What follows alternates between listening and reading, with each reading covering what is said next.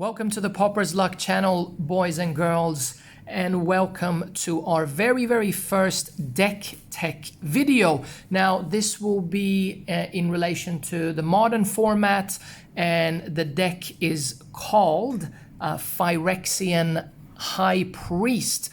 We'll get to that in 1 second of why I'm calling it that. It is my own personal brew that I've made. It is a Cleric deck. It is non-competitive. And it deals, so the bread and butter of this deck is the Phyrexian High Priest of Penance, which is a pretty cool card. So what it says is that whenever a High Priest of Penance is dealt damage, you may destroy target non-land permanent. It's a 2-drop, but it is quite weak. It's only a 1/1. But it's a really cool ability that I wanted to do something about and make a little brew. I have been playing against my friends, so yet again I am emphasizing it is non-competitive, but it still is quite powerful, so you can still do really cool plays with it. And it's really fun because there's a lot of interaction in the deck when it comes to the battlefield itself. So obviously we have 4 High Priest of Penance, the bread and butter.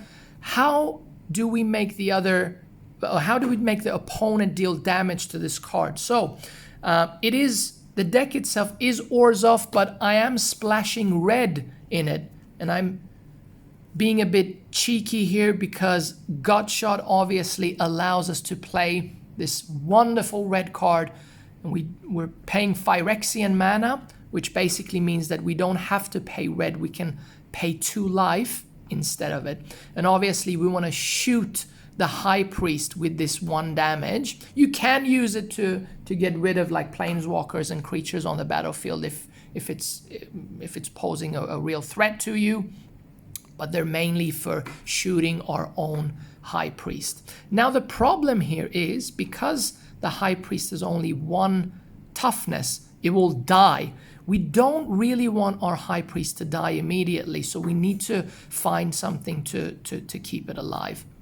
So this is a really powerful combo. We can get rid of pretty much any artifacts, creatures, enchantments, and so on. The only thing we can't get rid of is lands. I also added, I know it sounds a bit weird, but I added Morrow Shards to it as well. Yet again, it's dealing with Phyrexian mana. We do have white mana base, so you can pay for it, or you can pay 2 life. The good thing with Gutshot and Morrow Shards is that if you're starting, you can actually make the trigger happen on turn 2, which is quite powerful. You can attack with a Phyrexian High Priest, and then you can shoot it for 1 damage. So you basically shooting your own attacking creatures and it will trigger. Pretty powerful. Now, let's move on to how do we get the High Priest to survive? Because obviously we don't want it to die immediately when we use a Gutshot or Morrow Shards. Now we want to use... so by the way, sorry, the High Priest goes about, a playset of those is about $120. Gutshot is about $3 for 4. And the Morrow Shards are roughly about 50 cents for 3 of them. Now moving on to some of the other cards that I'm playing. So I'm playing, in my deck, I'm playing 1 Luminarch Aspirant and 2 Metallic Mimic. Now because this is supposed to be budget, Metallic Mimics are really expensive. So the alternative would be to play like a playset or 3 of the Luminarch Aspirant instead. Luminarch Aspirant, 3 of those would go for roughly about $2.10. Metallic Mimic is really powerful because we choose the creature type Cleric, and it enters the battlefield as a Cleric and it dies as a Cleric. We'll get to that in a second. And it allows us to put counters on the High Priest, and it will survive those Gutshots and Morrow Shard triggers, and it will allow us to destroy something there. Now, obviously, another really cool thing. So because we're playing the Gutshots and because we're playing the Morrow Shards, what better creature to put in than obviously the one and only Pestilent Spirit.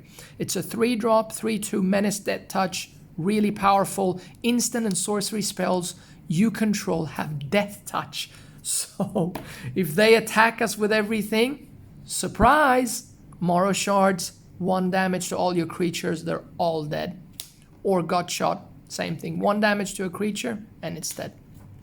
But now you might ask yourself, what if they have hexproof? What if they have indestructible? Yes, I've thought of that as well. We'll get to that in a second. Awesome. The next creature that we want to put in is not quite a playset because it is legendary. The one and only Vito, Thorn of the Dusk Rose himself. It is another cleric, obviously. It's legendary. Whenever we gain life, target opponent loses that much life. Now, this is a very, very powerful ability. And how do we gain life? Obviously with, sorry, I should also say Pestilent Spirit. 3 of those goes for about $1. Vito, Thorn of the Dusk Rose is a bit pricey, so 3 of those goes for about $8, just to let you know as well. Revitalize. We're going to play a play set of those. That goes for roughly 25 cents. They're very, very cheap. Really, really powerful with V2. Why? Because it's an instant, we gain 3 life, and we get to draw a card, so it gives us that momentum that we need as well to filter through our deck. And also, with V2, this gain 3 life also becomes a lightning bolt and damages the opponent for 3, which is really, really powerful. Now, I am playing, in my own deck, I'm playing 3 Grand Abolishers. Extremely, yet again, extremely powerful card in this deck. They are also the most expensive cards. So obviously, if you guys want to play something else, feel free to do it. You can add another Luminarch Aspirant or another Pestilent Spirit. But yeah, they're not supposed to be in this deck because it really takes it out of being a budget deck a little bit. Because the good thing is obviously it's 2/2, 2-drop. It is a cleric, obviously. During your turn, your opponents can't cast spells or activate abilities of artifacts, creatures, or enchantments. Why this is so powerful is basically it shuts your opponents down when it's your turn. The most powerful thing about this card is when you go up against a blue, an opponent that plays blue and counters spells, they can't counter anything. That is extremely, extremely powerful. These go, 1 Grand Abolisher is somewhere between, I think, 20 to almost $30 or something like that. They're really, really expensive, so consider playing something else. Another, guys, I do apologize, another super important thing that I forgot to say is the way me and my friends play, because we do have a lot of decks, we do not use any sideboards, because over time, taking cards out and putting them back in and so on and so forth damages the card. And we basically play on a very generic basis, so we always try to have some sort of response to all types of, different types of threat, like counters, lots of creatures, artifacts, and so on in our deck. So bear with me. Yet again, I do emphasize this is not competitive in any ways, but it is a budget deck. And I mean, that's the wonderful part of Magic, right? Being able to create something and brew with cards that are not non-competitive, because yeah, we've been playing for so many years. It's all about trying to figure new ways of utilizing really cool cards that you think you could do something about it, and brewing around them. And this is basically what this series will be about on the channel. Awesome. The next card is Kaya, Orzhov Usurper. Because we are playing an Orzhov Cleric deck, I think this is a fairly powerful card. It does cost a little bit. It's about $3.20, but it does have Graveyard Hate, which is really good if your opponent plays it. And I mean, playing Planeswalkers is really, really good, because just of the fact that they have to focus on killing your Planeswalker instead of taking down your life gives you another round or two to be able to survive for a bit longer, to do what you need to do. Really, really powerful in this deck. But another Planeswalker that's even more powerful is Gideon Blackblade. I'm playing 2 in this deck. Gideon Blackblade for 2. They go about $5, not each, so it's $2.50, around $2.50 each. And it's really powerful because of this ability. Not the ultimate is extremely good as well, but because of this, up to 1 other target creature you control gains your choice of lifelink, vigilance, lifelink, or indestructible. Obviously, we want to make our High Priests indestructible so that we can then shoot them and make the trigger happen. Or you can give other creatures lifelink, like for example, if you give Pestilence lifelink while you have Vito on the battlefield, yet again, that is like just a lightning bolt going through for free, which is really, really powerful. Awesome. Moving on to another couple of random jokers for the Cleric deck. Obviously, we have the Black Cleric, Demon Cleric, Taborax, Hope's Demise, which is a pretty powerful card. Not that powerful, but it's a pretty cool card. That's why I added it. It's about 25 cents, so it's very, very cheap. It's a 2/2 flying. As long as it has 5 or more counters on it. It also has lifelink, which synergizes very, very well with Vito, with all of your other Cleric cards. So it's a fairly good card, and it's a flying as well, so it's not bad. It's not that powerful, but it's still a cool card to play. Next up, we have the legendary creature, which is also another Cleric, Skyclave Hierophant. Lifelink, yet again. Great synergy with Vito because it's a free lightning bolt, and whenever it dies or another Cleric you control dies, you may return it to the battlefield. So if your High Priest dies, yet again it can come to the battlefield. You can damage it again if you have any of these spells, and that trigger will happen again. And you can destroy something. Another really, really powerful card, Mangara the Diplomat, another very powerful Cleric. It's a 4-drop 2/4 with lifelink, synergizes extremely well with the majority of the cards. Whenever an opponent attacks with creatures, if 2 or more of those creatures is attacking you or your planeswalkers, you get to draw a card. Whenever an opponent casts their second spell each turn, you draw a card. So that's another very, very powerful creature to have in the deck. Yet again, emphasizes a lot of legendary creatures. We'll get to that in a second. There is a reason for it, obviously. Mangara is a bit pricey. It goes for roughly around $7.50. Next up, we have another Cleric Joker, Teshar, Ancestors Apostle from Dominaria. It's a bird Cleric. It's flying. Really powerful card because whenever you cast a historic spell, which is basically any artifacts, legendaries, or sagas, return target creature with converted mana cost 3 or less from your graveyard to the battlefield. Yet again, we get our Vitos back, we get the Pestilent Spirits back, and most importantly, you can get your High Priest of Penance cards back. Teshar goes for about 35 cents each. Jesus. Do apologize. Next up, we have another really powerful card for this deck. Obviously, Lurrus of the Dream Den. In my deck, I'm playing 2 of those. Yet again, legendary creatures, triggers with Teshar. We don't worry about Companion because it doesn't apply for this deck. But the lifelink is crucial with V2. Yet again, it's a free lightning bolt, and the most importantly, during each of your turns you may cast a permanent spell with converted mana cost 2 or less from your graveyard. Yet again, 2 or less. It's pretty cool. It's pretty cool, isn't it? Awesome. 2 of those go for about $11, so they are quite pricey. Now, moving on to the artifacts here.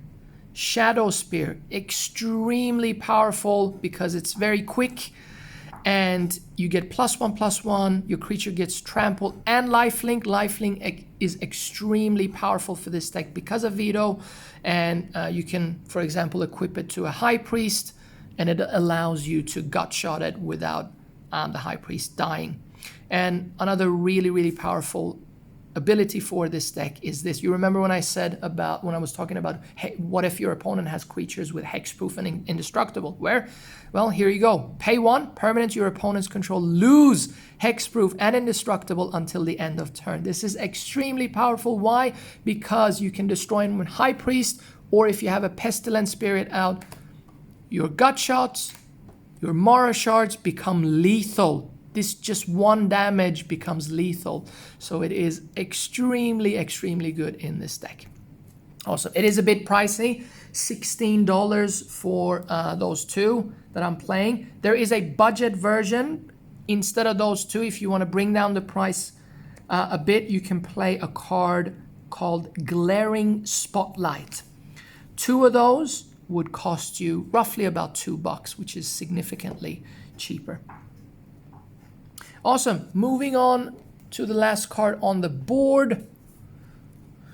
I am playing 2 Malachite Rebirth. It allows us to kill a creature. It comes back. We lose 2 life. We don't care about the losing 2 life because we're gaining so much life anyways. Or if you really need it in the beginning of the game and you really don't need it, you can just use it for the mana side and use it as a black mana.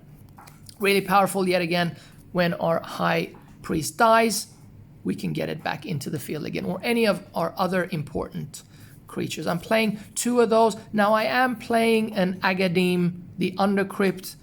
This is an extremely expensive card, so I'm not going to include it into the deck list here, but it's another really powerful card. You can return all your creatures that have died, obviously, the High Priest, the Pestilent Spirit, Vito, all of them back on the battlefield. Really, really powerful, but it is quite expensive. So instead of this, you can just put a swamp, for example. Awesome. Moving on to... 2 Malachir Rebirths or Myers are about 80 cents. So they're quite cheap as well. Moving on to the lands. So I'm playing 1, 2, 3, 4 swamps. 1, 2, 3, 4, 5. 5 plains. And another really, really cool and important card for this deck is Detection Tower. Yet again, same thing with the High Priest and the Pestilent Spirit, obviously in combination with Gut Shot and Mara Shards. If creatures that our opponents control have hexproof, they can be targeted. They lose hexproof when we use Detection Tower, which is pretty awesome, and we can just kill them with that 1 shot. I'm playing 2 of these, and they go for about $1.50. Next up, we have Concealed Courtyard. The reason why I'm playing 2 of these in the deck is because they're fairly cheap, and they go for about $5. I'm playing 2 Isolated Chapels. Now, Isolated Chapel is a bit pricey. 2 of them will go roughly around the $10 mark, but obviously there is a budget version. Whoops. Just almost tipped everything over here. You can use a card named Caves of Koilos. 2 of those would go roughly about $2, which is significantly cheaper. And moving on to a land creature, Shambling Vent, which is really, really cheap. 2 of those go for about roughly $1.50. They are extremely powerful in this deck. Why? Because they're for 3 mana you can get them to become 2/3s with lifelink.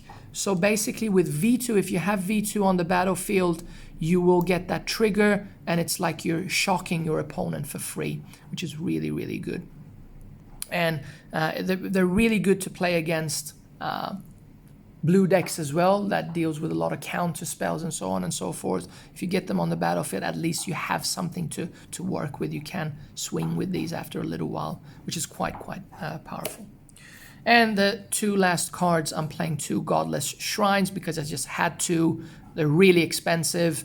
If you want to keep it budget, I just recommend play a Swamp or a Plains instead of these, or add more Caves of Koilos, or I don't know, Concealed Courtyards or something like that, because they're quite pricey. Awesome. Now, the total for this deck would be roughly around $79, so just under 80 bucks, which is really, really cheap in Modern. If you do the budget versions with the Glaring Spotlight and Caves of Koilos instead of the Shadow Spear and Isolated Chapel, you can bring it down just under 60 bucks, so around $57, which is super, super cheap. Awesome, guys. I really hope you liked the video. Please leave a comment. I know there's a lot of work that can be done, a lot of other better cards you can put in. I know that. Yet again, I do apologize that there's no side deck because we don't deal too much with side decks. But if you have suggestions, please let me know. Thank you so much for tuning in. I will catch you in the next video.